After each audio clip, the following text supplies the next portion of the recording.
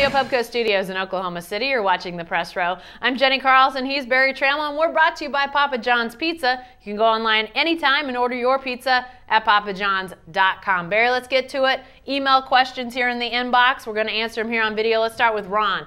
Ron says, since you've seen both videos, Joe Mixon and Ray Rice, are they significantly different? Do you think OU will be able to spin that there is a significant difference before that video comes out publicly on November 1st or sooner? Well, I would say this, there's probably less than 100 people on earth that have seen both videos, and we're two of them. Yeah. But the thing on this, no, there's not significant. The only difference is sort of the relationships between the people involved. Joe Mixon and the OU co-ed were virtual strangers and had no prior relationship. This was a fiance and eventual husband-wife team we're talking about with Ray Rice.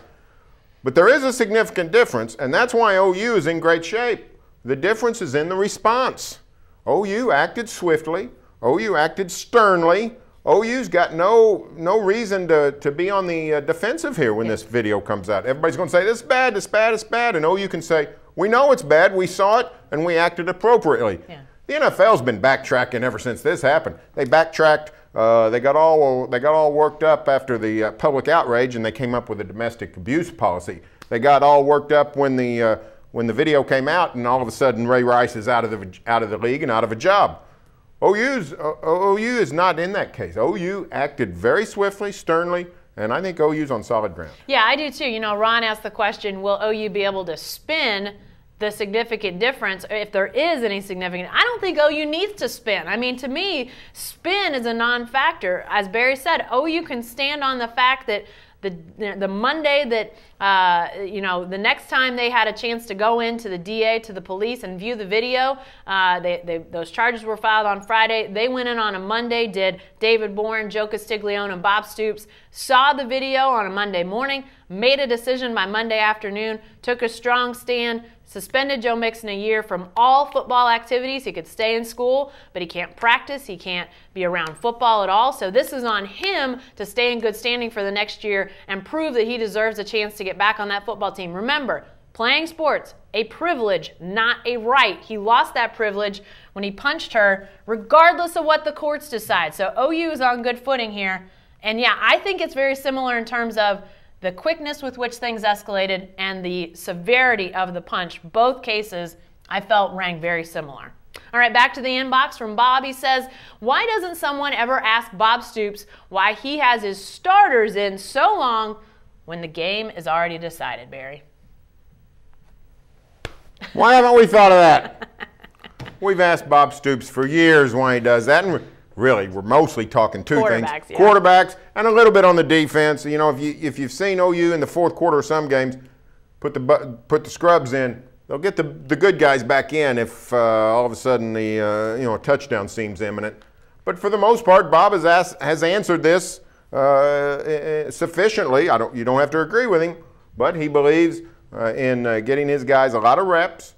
He believes in playing a clean game. He doesn't see any point in playing, the second team or third team, and if things get sort of messy and wild, he doesn't think that's for the common cause. Frankly, I think it's overstated the amount of experience somebody gets in the fourth quarter of a blowout. Yeah. The fourth quarter of a game against Louisiana Tech or Tulsa has no relevance to how a guy's going to play in the second quarter against Tennessee or the first quarter against Texas. I'm not saying I would agree with Stoops. I would get guys out of there just to protect them from injury. Right. But I think Bob's answered that pretty sufficiently. Well, and to your point about quarterbacks, which is I think what most people are questioning, largely in a blowout, you've got a quarterback handing off in the fourth quarter. Now, is there a risk? Absolutely. Anytime you've got a guy out there and you've got 11 defenders on the other side of the ball who want to come over and tackle you, there's a chance that something could go awry. But there is sort of that. And then also let's remember OU's lack of depth at the quarterback position. Not a problem in years past, not a problem last year, that's for sure. You had Trevor Knight, you had Blake Bell, you had Kendall Thompson, all guys that people felt like could get in there and play. They did to varying degrees, but this year, OU really hampered by Baker Mayfield not being eligible. Cody Thomas was hurt in the opener, wasn't really available to Oklahoma to play. They want to redshirt Justice Hansen, so where does that leave you? But to play Trevor Knight maybe a little bit longer than you'd want to otherwise. All right, back to the inbox. This one comes from Tivis. He says, I do not subscribe to the Longhorn Network, but it looks like they won't be able to give away subscriptions to that thing if their level of play against BYU is a sign of anything. It's sort of ironic when you think about, go back 3 or 4 years at how much consternation the Longhorn Network caused, and it led to at least 1, maybe 2 teams leaving the Big 12. It's just a firestorm. Laughing stock, Barry. It's a laughing stock. It was instituted, and what's happened to UT football since the Longhorn Network arrived? Longhorn Network wasn't here for Vince Young. It wasn't here for Colt McCoy. It wasn't here for Emery Billard's wishbone in 1968. But it's been here for the up-close and personal documentation of the demise of Texas football. In some ways, you think maybe UT ought to just take the network and blow it to smithereens as a sacrifice to the football gods, start over and see if they can win some football games. Yeah, you know, it is pretty amazing. And frankly, it's been kind of bad all the way around. I mean, basketball hasn't been great. Women's basketball has taken a slide. There's been some down years ever since the Longhorn Network came along and everybody thought, wow, we'll get to see Texas sports. I'm not sure anybody wants to see this now. But to the point of the BYU game, Barry, I know I was surprised by the way that game went down. Texas was so focused on that game. You heard him talking about it in the preseason. Obviously a big disappointment last year, how much better they were going to play. It was largely the same problem. They didn't have a defense that could stop BYU. To me, that was a little bit shocking. Yeah, they were overmatched. They were definitely overmatched. All right, back to the inbox for one more time. David says, do you think Pat Haden should be removed from the College Football Playoff Committee, or should they wait until he goes all Woody Hayes to be removed? Obviously, we're talking about the USC athletic director who got into it with an official. Barry runs down on the sidelines on Saturday. It's unexplainable, inexplicable, and the answer is yes, I think he should be removed. I believe that all athletic directors, whether you're on the football committee or not, should conduct yourself with a little decorum. Pat Haden did not. It was a little alarming. Forget the playoff, forget the committee. I'm not sure I've ever seen a college football game where the AD is on the sidelines hollering at the officials.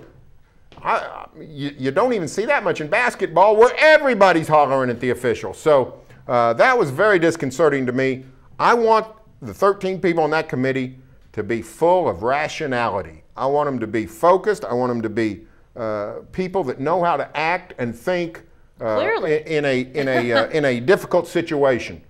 I think Pat Haden failed that on Saturday. Yeah, you know what? If they took him off the playoff committee, I would have no problem with that. Now, I think there's a place for passionate people on that committee, but he clearly lost his head in a situation that, yeah, things were tough, of course. But you know what? It's going to be tough in that room when they're trying to decide what 4 teams get to go play for a national championship, what teams are going to the other bowls, millions of dollars on the line, the TV revenue that they're taking in to put on a great product. There's going to be pressure in that room too. So I think you at least have to question it if you're Bill Hancock in the playoff committee. If they take him off, I'm not going to argue against it, Barry. I think there's passion, and then I think there's losing your mind a little bit.